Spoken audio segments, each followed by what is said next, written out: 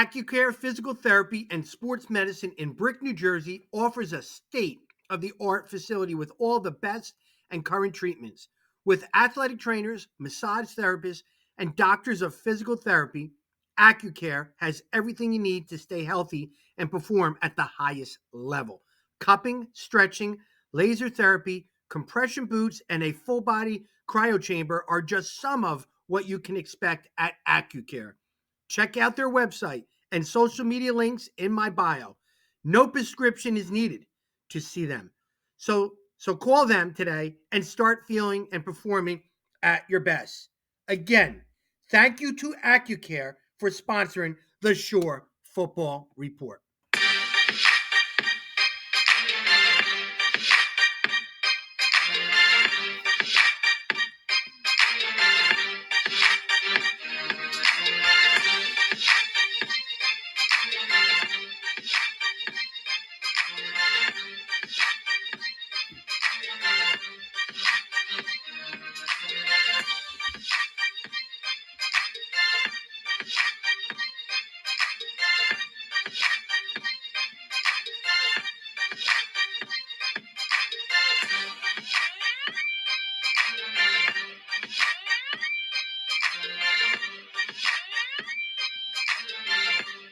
Just got two things to say right now. First, I want to thank Accucare. They are awesome, our great sponsor. Get there. If you haven't been there yet, make an appointment, get to Accucare, especially towards the end of the season when your body needs to get that extra push and be healthy on the football field. Rehabilitation, recovery, they are the best.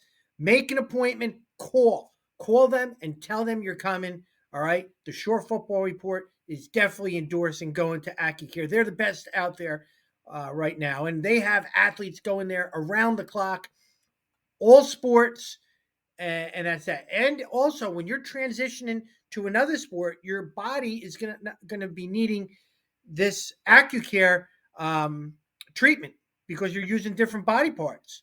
So just make sure that you utilize Accucare, located in Brick. They are the best. I love being associated with them. They are part of the team, the Shore Football Report team. All right. The other thing I want to say is this: subscribe to the Shore Football Report YouTube channel. Every one of you, when you watch it, click subscribe. It's free. It's free. Turn the notifications off if you don't want to hear it, but subscribe. By you subscribing, says thank you. I need 1,000. I want 1,000 subscribers. Please, please, please, please subscribe. Scott Stump says I don't say it enough on our show. That's why we don't got 1,000 subscribers. But subscribe. All joking aside, it's the cool thing to do. All right. Join the Shore Football Report team. We got so many things that are going to be going on our YouTube channel, not just our talk shows. We're going to have extensive all-star team coverage that we're going to do. Also, yes, you've been asking, the Stumpy Awards, they're coming back. The Stumpy Awards are coming back from 8 years ago, and I know you guys are going to love it. So we're going to have all my all-star teams, all county, all shore, all division, my rankings of players, because I changed things up and seeing how guys are playing, adding the freshmen, the 2026s are going to be included in that rankings too. It's a lot of stuff, all going to be on our YouTube, the Shore Football Report YouTube. Subscribe. You won't want to miss it. In the off season, I'll be doing things around the clock for recruiting, talking with college coaches and coaches from all over the country will be on my talk shows throughout the off season. There's no off in my season. All right. Subscribe to the Shore Football Report. And also, more importantly, make an appointment to Accucare.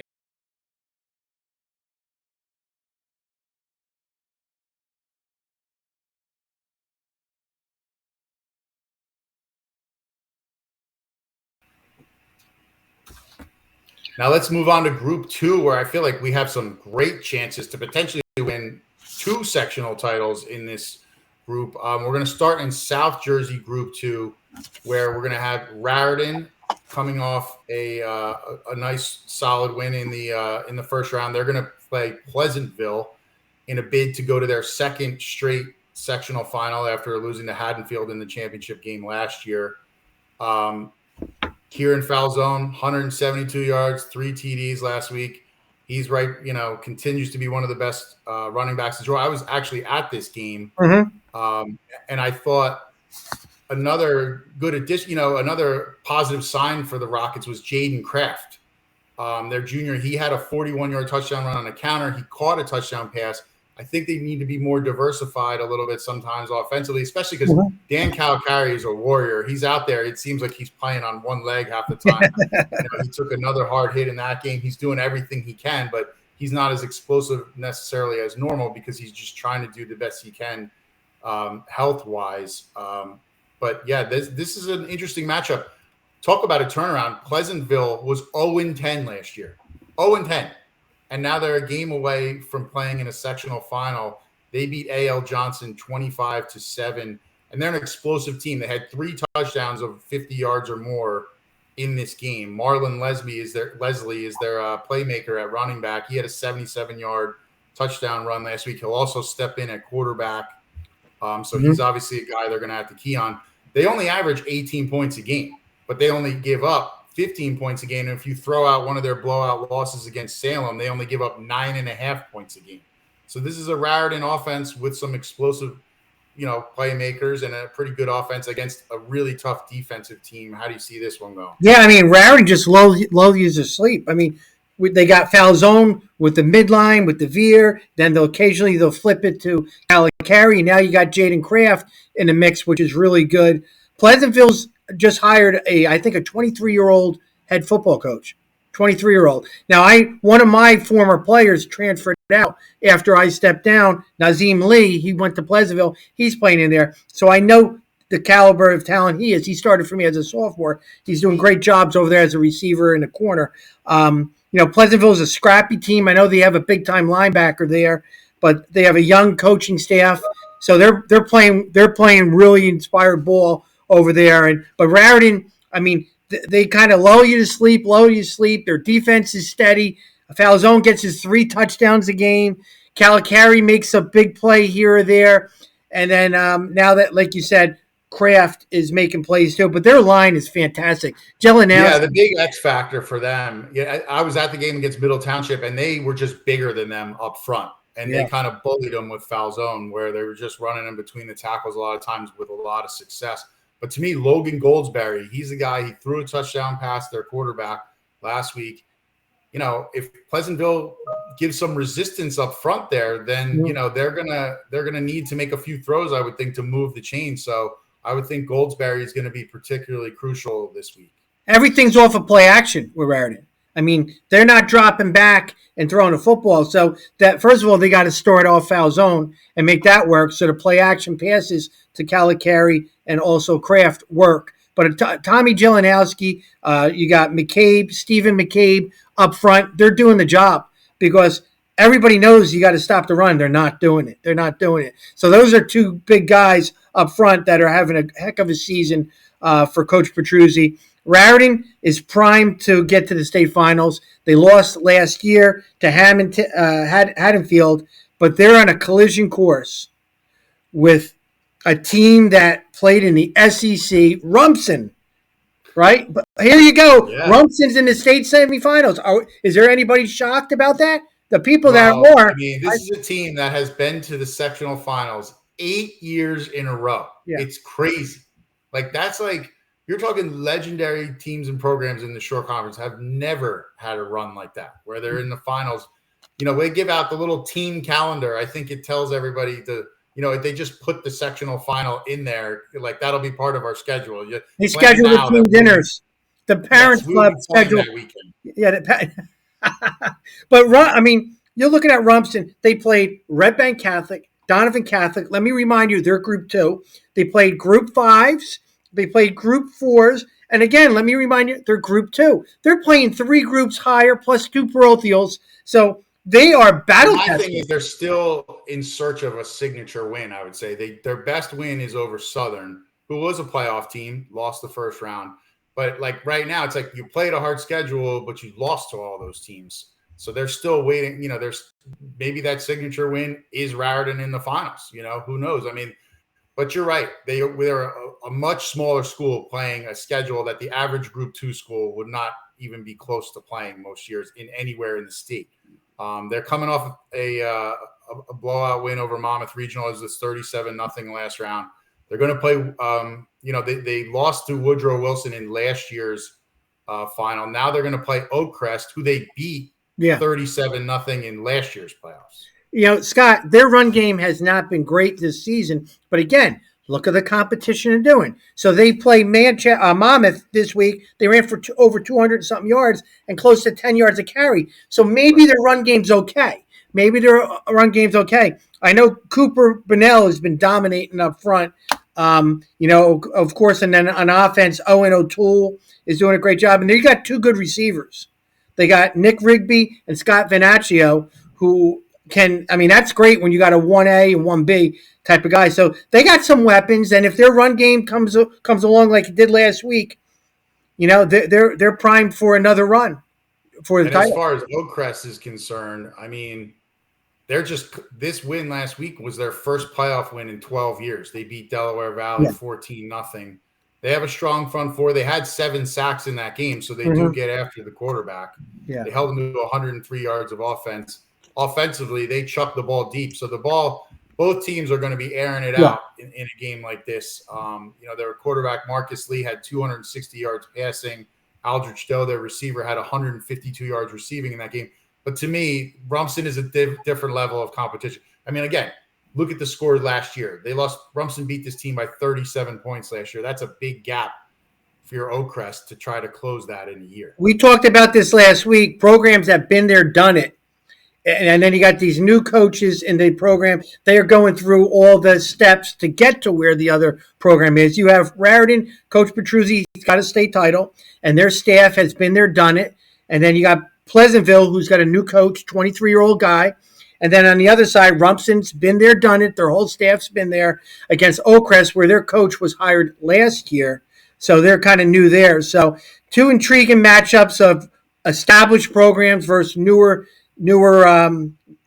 head coaches in their programs. Yeah, and this is the matchup. I mean, who wouldn't love a Raritan versus Rumson championship game in Hazlitt? Sign me up tomorrow. The crowd there would be crazy. Yeah. The towns are pretty close together. I mean, that would be, and a lot of these players have played against each other since the youth level, since they were in 6th or 7th grade.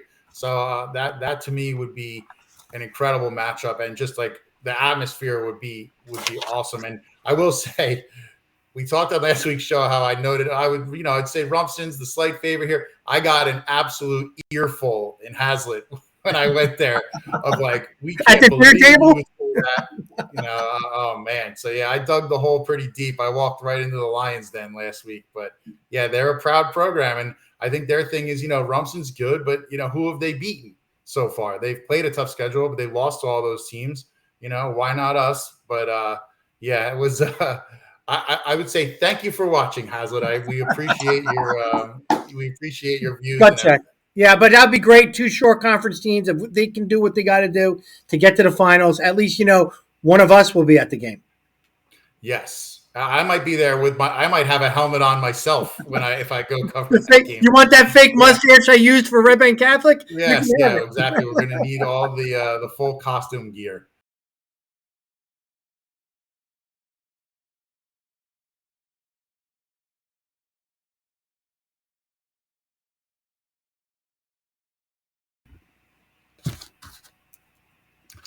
And now we move on to Central Jersey Group 2, where it's a semifinal game that is a rematch of a sectional championship game from last year.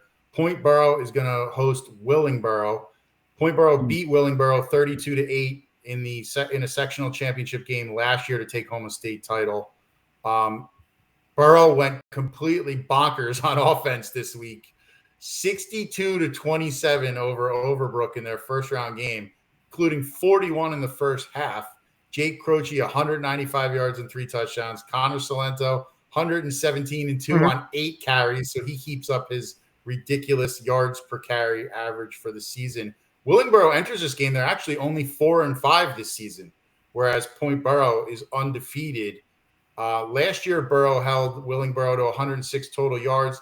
A lot of different offensive players for Willingboro this year. I mean, is this going to be one of these games where they're going to need to like bring extra lights for the scoreboard? Willingboro put up 52 last week. Point Borough put up 62. I'm going to that game. Am I going to be tweeting the whole time?